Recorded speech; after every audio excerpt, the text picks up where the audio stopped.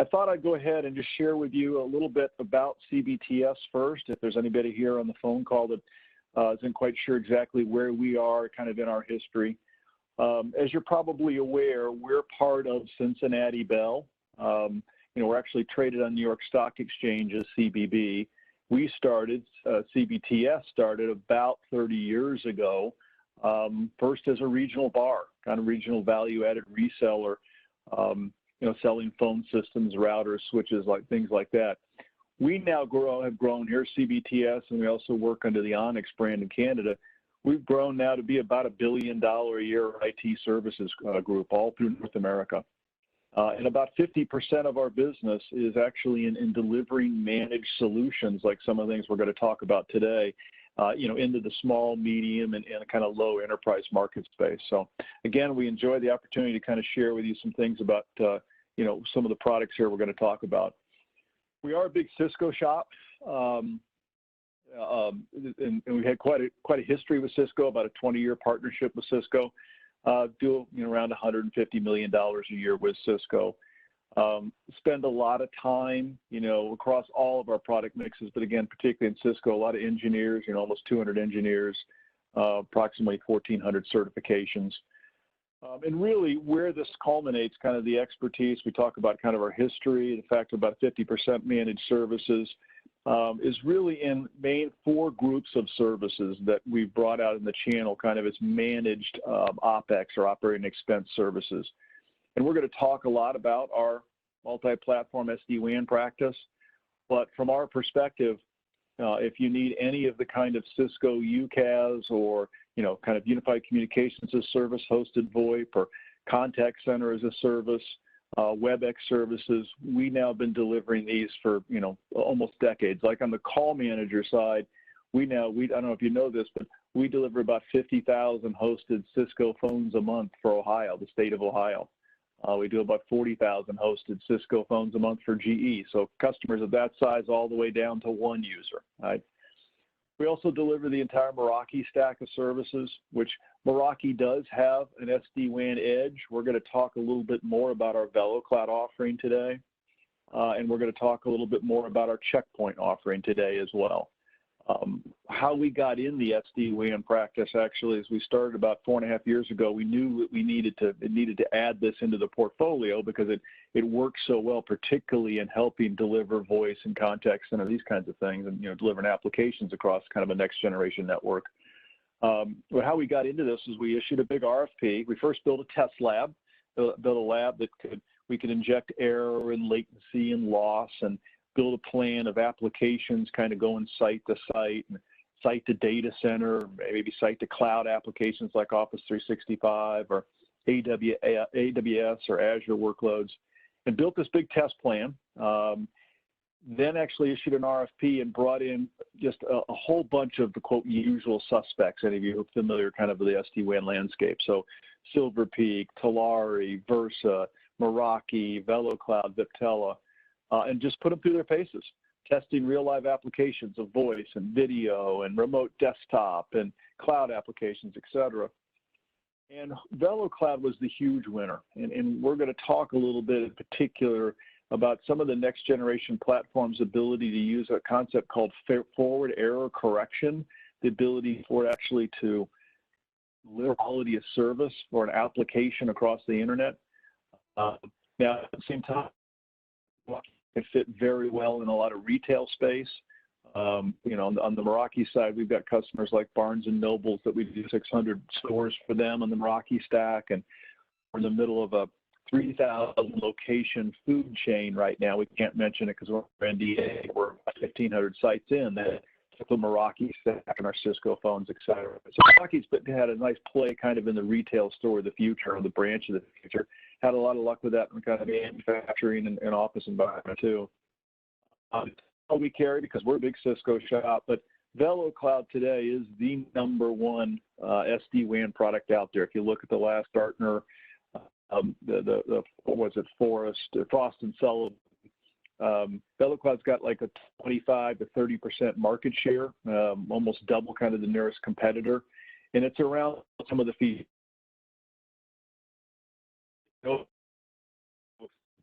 CBTS was and kind of what some of our practices, and we're going to talk today again about our SD-WAN and our security practice.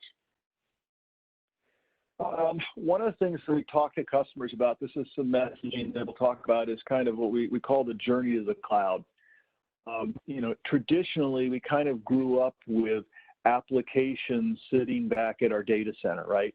You know, our email platforms and, you know, ERP systems and CRM, phone systems, that kind of thing. And oftentimes had networks that were MPLS or your Ethernet networks, point-to-point kinds of things. But quickly, these applications are moving to the cloud, right?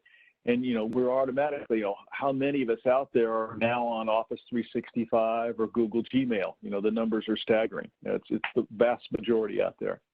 You know, we're moving our applications like our ERP systems to the virtual data centers or cloud offerings from ERP manufacturers, applications, Salesforce, you know, all Zendesk, sorts of tools out there. And of course, many of us, right, we're moving our phone systems to the cloud, right? So we're taking these applications that used to sit in the data center, and even these applications that we now have, you know, wrote specifically for our businesses, we're starting to move those into other environments like AWS or Azure.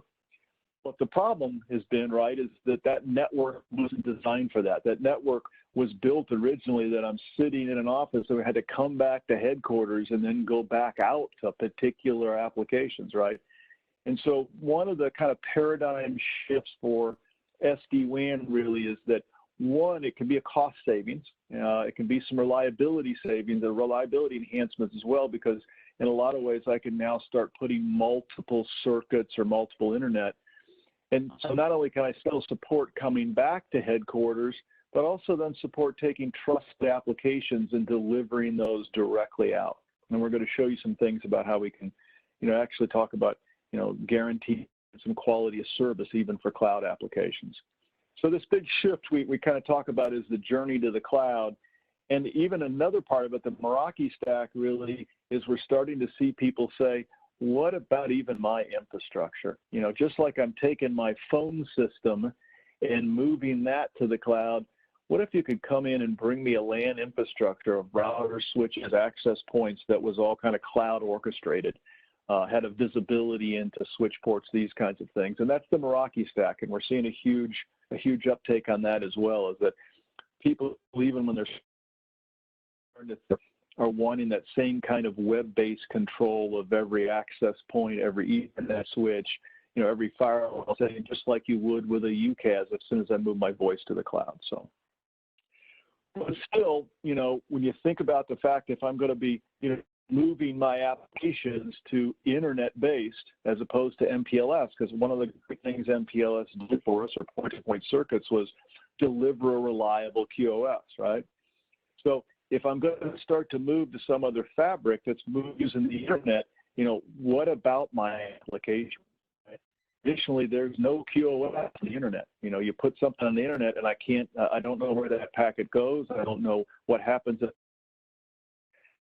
want to talk right now a little bit, we do some whiteboarding here. It's kind of how we can control applications even across a fabric that's internet only. And then afterwards, as well, we get through some of that. I want to talk about security, because if this fabric now is moving to kind of a next generation network, you know, where we're using the internet, right, to transport and move my applications, whether it's site to site or, you know, site to data center, site to cloud, et cetera, where does security sit now? You know, do firewalls go everywhere? Is there a thing that can maybe move that security to cloud-based firewalls? And so we want to talk a little bit about that as well. Before I kind of get into whiteboarding here, I want to just talk a little bit, or just mention some of the key attributes of a next generation SD-WAN platform. And this was really, you know, one of the things that why VeloCloud excelled so much for us is some key here points. Is the ability for verification. I'm going to show how you literally can take an application and keep track of. Hold on, Gabby just sent me an email. Gabby, you can't hear me very well? Yeah, you're just cutting in and out a lot. All right, so hold on a minute. I'm on my cell phone, which is traditionally good. Let me go over and change my audio here because that's not good.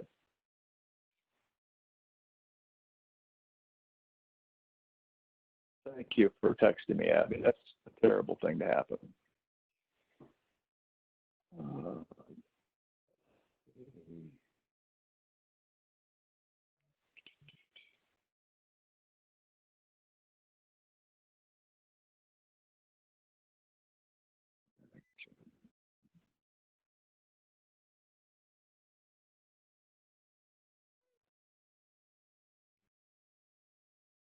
Abby, can you hear me now?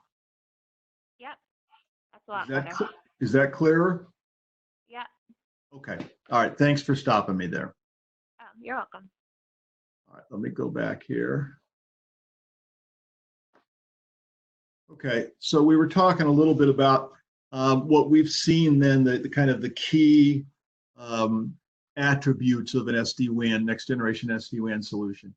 And one of the key things we're going to talk about is this idea of forward error correction, the ability for us actually to be able to, like even on the voice side, be able to deliver a reliable voice call across this fabric with up to, even 40% packet loss.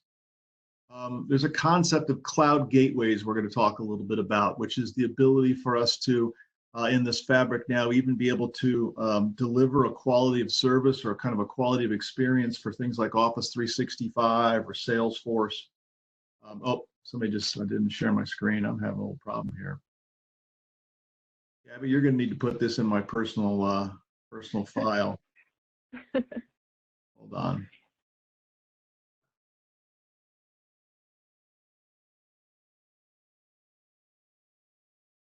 All right.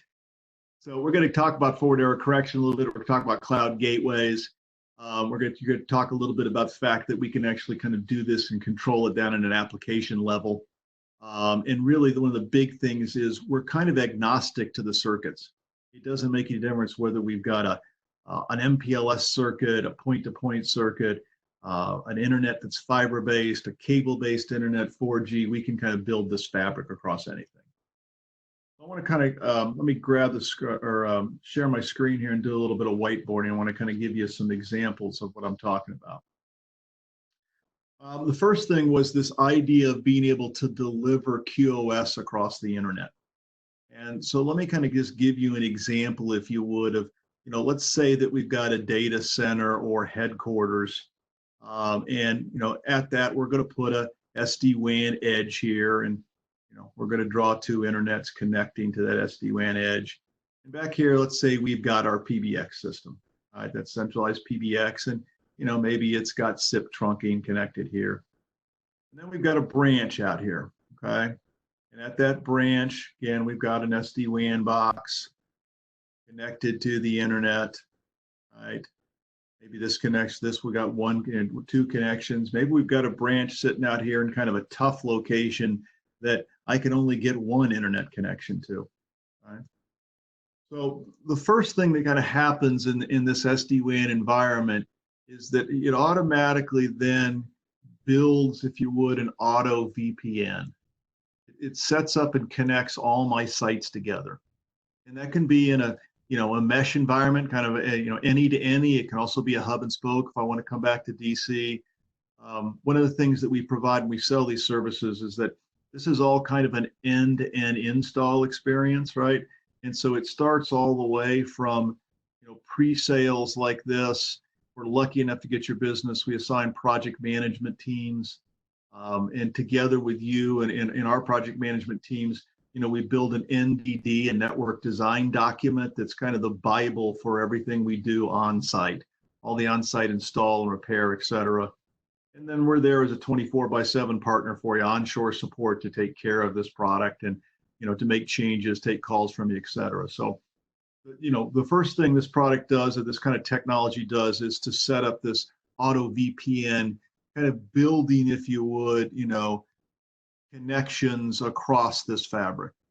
Now, everything that goes across this fabric, whether it's site to site, site to data center here, site to site, everything is all IPsec encrypted. So that's one of the other advantages now of kind of a next generation SD-WAN network, is that whenever I'm sending anything now across this fabric, it's all IPsec encrypted, right? Now, we talked about the QoS, kind of, the security's there, but what about QoS? How can I deliver a quality of experience? And so let's take an example where I've got a phone sitting down here at a branch, right? And let's say even this branch with one connection, right? And it's talking, right, on the phone, coming across this fabric to the PBX and then going out and talking to a customer. Traditionally, in this kind of environment, if you had any packet loss, you start to either, hear a jittery call like we did on mine. I was on my cell phone, which is normally great here in my house. Clearly, there's some problem, right, with packet delivery. We got jittery voice. So in this situation, what happens is because we're actually, if you would, bookending this call. This is, by the way, on a per application basis. If we're kind of bookending this call, we know where this call is going. And actually, the protocol from that VeloCloud calls it is a thing called a dynamic multipath optimization, and that it's actually got a marker for every single IP packet that's being sent across this. So in this case, we're on the phone. Phone typically is using a SIP protocol and UDP packets, and packets are leaving here 1, 2, 3, 4, 5, 6. They get to the other end of the internet, right? And maybe I've got packet 1, but I'm missing 2, 3, and 4 out of order. I'm missing 5, and I've got packet 6. And that's the traditional problem of delivering a real-time or voice application or any of my mission-critical applications across just internet only is packet loss and jitter. This technology, kind of using, again, this idea of forward error correction, it's actually a concept of packet duplication and reassembly, says, wait a minute, this application is not working right across this fabric, and we're going to start sending duplicates of just this application. Now it gets to my data center headquarters, the other end of the internet. Now maybe I'm missing packet 1, but I got 2, 3, 4, 5, missing 6. I add all those together, the technology adds all those together, and I've now got a happy phone call. Actually fixed packet loss for an application end to end across the internet. And so what happens when we engage, when you guys engage with CBTS, if we're lucky enough to get your business, is that we're going to want to sit down with you and kind of very carefully map out, where are your applications? Where is voice going? What are the applications coming back to your data center headquarters? Because we're going to want to build those rules. Let's say at the same point, I'm sitting at my PC here and I'm coming back to some critical applications. We can provide those same kinds of rules and the same kind of delivery. Now, if I've got 2 connections down here, it makes it even easier because I've got 2 tunnels that are set up. I can send my call flow across either one of those and do that same kind of being able to guarantee an application, right? Whether it's voice, whether it's remote desktop, those kinds of things. Now the other big thing about this too is that there has been a challenge in the past. I didn't need to erase that one. There's been a challenge in the past, oftentimes, of when you have 2 connections here, how well does one of those fail over? If I lose this connection, how well does one of those fail over? And typically, kind of like if you had a Cisco router at the edge using some technologies like BGP or DMVPN, that convergence time oftentimes could be anywhere from 20 seconds to a couple of minutes if I just lost a connection. This technology, again, literally you could be on the phone here, talking and going out to a customer, cut this line, unplug it, call flow immediately moves over, the call stays up, and there may be like, somewhere between, we'll call it 100 to 200 millisecond, a part of a second that's gone, but everything stays up, right? And so this technology has the ability now to be able to keep a phone call up, any TCP or UDP application, right? Now, so what about then if we're talking about going out to cloud applications, all right? One of the key concepts with VeloCloud in particular's version of SD-WAN is an idea called a cloud gateway. Cloud gateways sit out there we work with VMware, VeloCloud in this, and there's a series of cloud gateways, about 15 of them across the United States, and I forget the number across the globe. that now become part of a customer's network. And what do I mean by that? Meaning that when you're then starting to, when you're starting to go to more and more SaaS applications, I talked to you about what are the applications that would be maybe sitting in your data center site to site. But what about things like Office 365, right? More and more of us are moving to Office 365. Well, this technology can work the same because we've got these cloud gateways that sit deep in the internet. They sit in basically Equinix content delivery data centers where everybody's putting applications, right? For the tier one connectors or, to Microsoft, to Google, et cetera. And so because we've got these into this idea of a cloud gateway, the same kind of thing can happen. We build these tunnels are up all the time, right? And so now when you're talking about getting to an application like Office 365, we have that same kind of fabric that we can ride this fabric, get it out of the local last mile, get it deeper in the internet, and deliver that then to Office 365.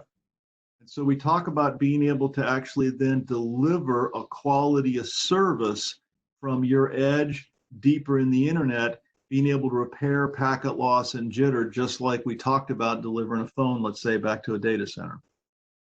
What some people don't realize in the Office 365 world is that this is a very, it's a very TCP intensive application, a lot of sessions going back and forth. And maybe you're sitting at your PC down here and let's say you're downloading a 50 megabit PowerPoint you're working on. When you're bringing that down here, if you starting to get in a packet loss environment, let's say even like 2% packet loss, the TCP protocol will actually start to window down its space and how much data it can deliver and actually cut your factor up to a factor of 10 and how much it can deliver files down here. So this is what's actually unique and part of the market leading aspect of the VeloCloud proposition is that your SaaS applications, whether that's Office 365, Salesforce, et cetera, your ERP system, we can build those same rules to take it deeper into the internet, closer to its destination, and give an improved performance, and again, even fix packet loss or jitter going to those applications. And the same thing can happen as if this is your UCAS as well. Let's say you've got UCAS services not from us, from RingCentral, et cetera. And then we can do the same thing with things like AWS and Azure. We're seeing more and more people who are building workloads and starting to move their workloads away from the data center into Azure, AWS. Well, in the past, if I wanted that workload, if you would, to be part of my VRF here, be part of my kind of routing domain, I used to have to put up expensive circuits, express route circuits that cost a whole bunch of money, right? And can only come back to a particular location. Now this technology allows basically to be able to inject, put in here at the top, you would a virtual edge. I'll kind of just draw it here, a virtual edge, so that now this space that's sitting here, this private ISP space, becomes part of my network. So now again, with this ability, kind of the idea that we're now starting to talk about, can we actually, for customers, build an outcome-based network? Meaning where are those applications, and we can deliver a per application QoS. And the last part of this then is security, right? And what we're seeing now is there are cloud security providers out there. You might have heard some names like Zscaler, Palo Alto's Prisma. We can connect to those. We have customers who are connected, but we have chosen to bring in Checkpoint's Cloud Guard product. And some of you probably have heard the name Checkpoint. It's always in Gartner's top magic quadrant. And so now as well, and I want to talk a little bit about on the security side, we can now start to enable the Checkpoint Cloud Guard in there so that you can even talk about moving your kind of your attack plane out. Instead of the attack plane being at the edge of your network, the attack plane and kind of day zero problems now get to be transferred out farther away from your network. The Checkpoint Cloud Guard we're going to talk about here is a full featured firewall in the sky, if you would, a unified threat management that has sandboxing and SSL decryption, et cetera. So let's see, we go back to my PowerPoint here.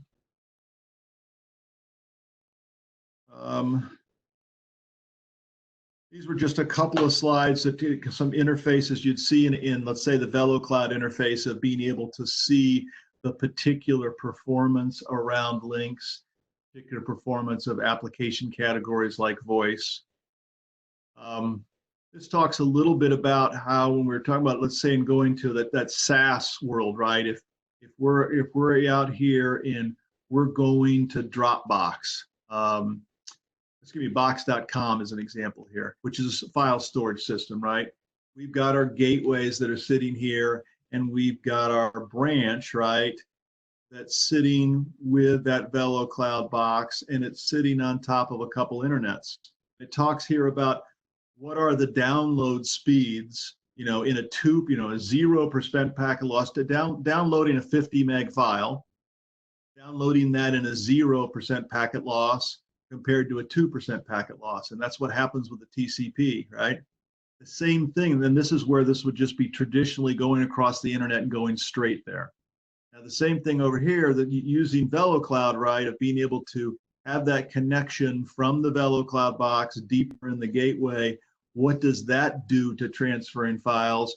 First, it can start to bond that traffic, okay? In some certain situations, box is one of those we can bond. But even without bonding, then too, even in a 2% packet loss, it fixes that packet loss. And so I don't really lose very much performance, right? So this is just an example of, the previous one is kind of reporting on your circuits and how your applications are running. This is kind of showing what some of the things that can help even in your SaaS applications. We talked about how these you can build these kinds of instances as you start to build workloads in AWS or Azure, and this is just kind of showing that these are these components, these virtual boxes or whatever, sit in there already or ready to deploy. And again, back on the idea of SD-WAN of a per packet control, right? Of being able to take a look at all these links, steer them dynamically, have on-demand, error correction, these quality of services that are policy-based. And then as we talked about, everything we're talking about here is all IPsec encrypted. So now you've also got a layer of security that you typically couldn't have.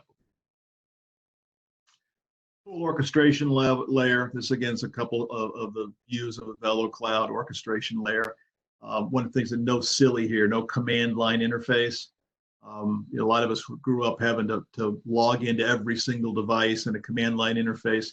This is, you literally can see every single device in your network, that device and what those circuits are and what applications are being used and what the rule sets are. You've got a full view of every single location. In particular now, by the way, we're never in the middle of your data stream. When we talk about this visibility, there's an orchestration layer that sits up above that is separate from your network data layer. So we're never seeing your data. All right, so let's talk a little bit about security. One of the things, let me go back to a whiteboard real quick here. Really, when we talk about SD-WAN,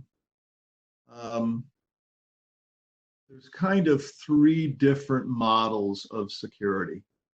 And if we've got, I'll just simplify this right here with this being a headquarters and data center and this being a branch, right? And even in an SD-WAN world, whether it's SD-WAN or MPLS, right? And I'll go ahead and write SD-WAN here. SD-WAN here. We're just going to connect it to one internet for a matter of simplification. The first thing is security. We still see this a lot of times in finance and a certain amount of areas where people have a firewall back at headquarters.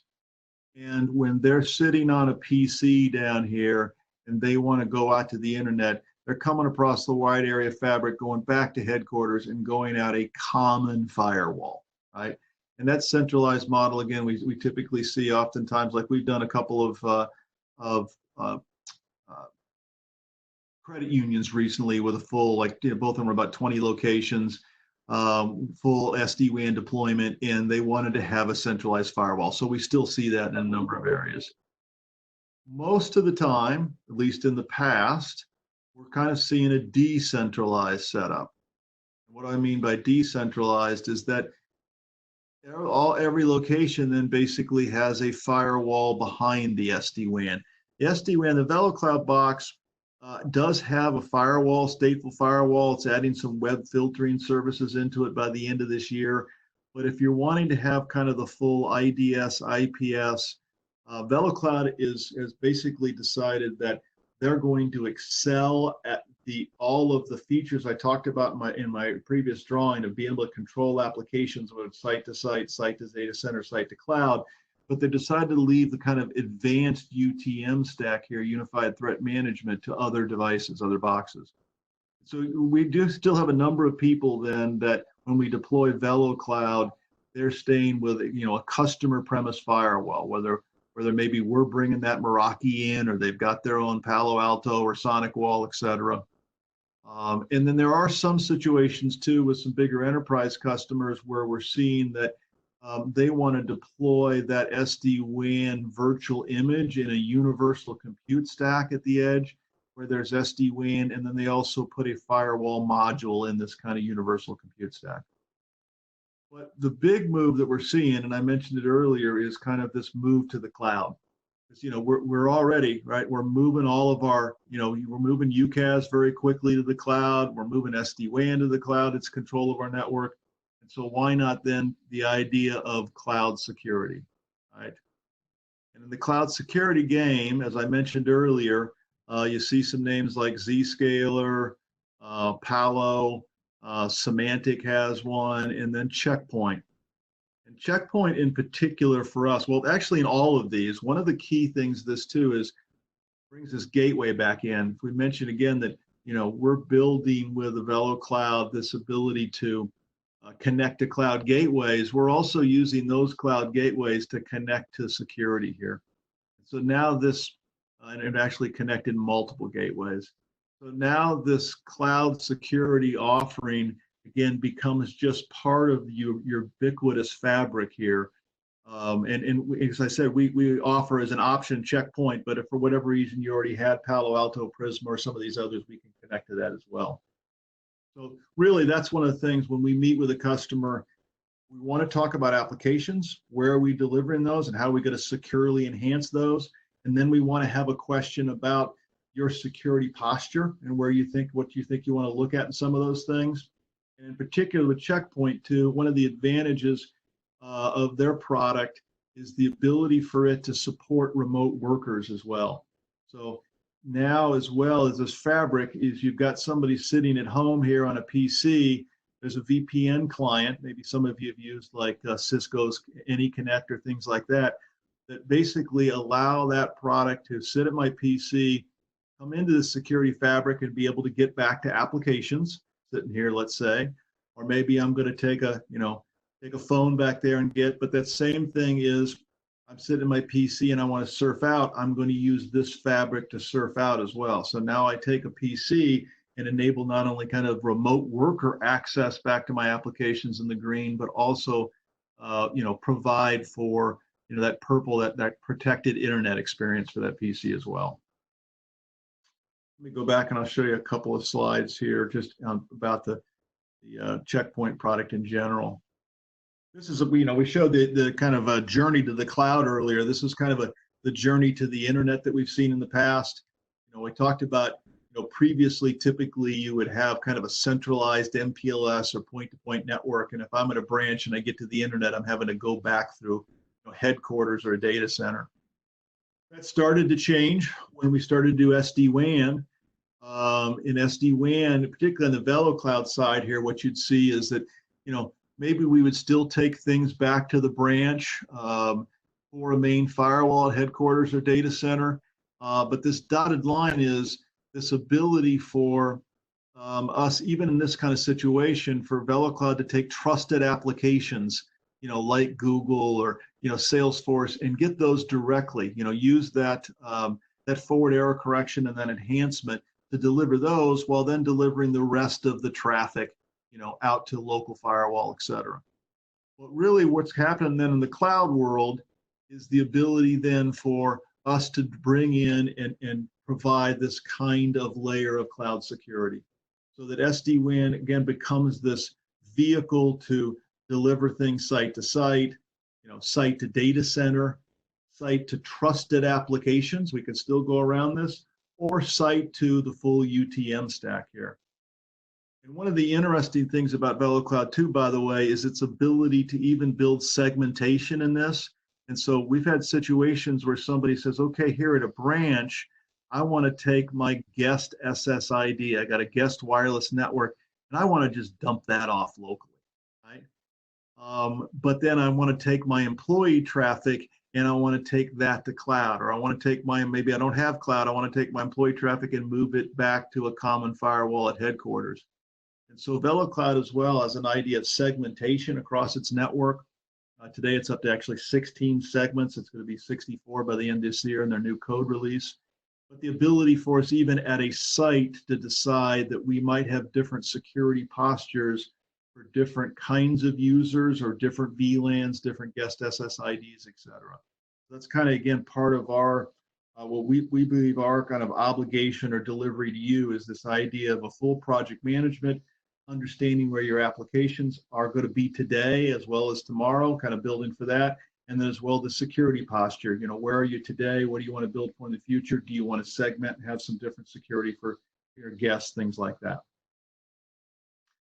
Gartner, as I mentioned, you know, one of the industry leaders out there, when you think kind of on you know, Gartner, Forrester, et cetera, awards for security, you think of typically Checkpoint, Palo Alto, Cisco, those kinds of names. The package that we're talking about here, we actually just enable the full package. There's a couple of different levels in Checkpoint CloudGuard. And when we basically decided that when we do this, we want to be able to just from the very get-go offer a you know, top of the line next generation security service and kind of on the cloud set. So everything that we've got here includes sandboxing, meaning that we're opening up every email that's coming into you, right? And you know, checking that threat before it ever gets delivered down. It's normal kind of web filtering and UL filtering, your anti-bot and antivirus, right? Intrusion protection, right? And IPS and IDS are becoming pretty much standard. Application control is becoming a pretty much standard, meaning I want to be able to control certain kind of applications. Maybe I want to say that people can't go out, you know, they can't go out to Netflix, right? Or wherever that week. So we can go down to an application level. And then this idea of SSL decryption. This is a big one. I don't know if you notice next time you kind of use your browser, we used to typically, you know, everybody would go to HTTP sites and you would only go to HTTPS or secure sites when you were going to banking and things like this. Well, that's all flopped around. And basically, if you kind of notice the next time you go to websites, the almost vast majority of sites you're going to now are all encrypted. And that encryption can, if you've got a malicious site out there that's using HTTPS, it can be a problem, right? SSL decryption kind of gets in the middle of that, can even decrypt that, check for threats before it delivers that down to your browser. And then, of course, the normal firewall and the idea identity awareness, meaning that we can even build different rules for you depending on who you are as a user. Again, this kind of goes to Checkpoint. There's a group out there called NSS that certifies you know, the different kinds of threats and runs tests against platforms on a regular basis. And Checkpoint, as always, is right up there. In this case, 100% catch rate. And the last time they did NSS on this platform. Again, some of the ideas of the fact that, you know, you're talking about that we're bringing all these next generation services and we're actually connecting off of our SD-WAN platform.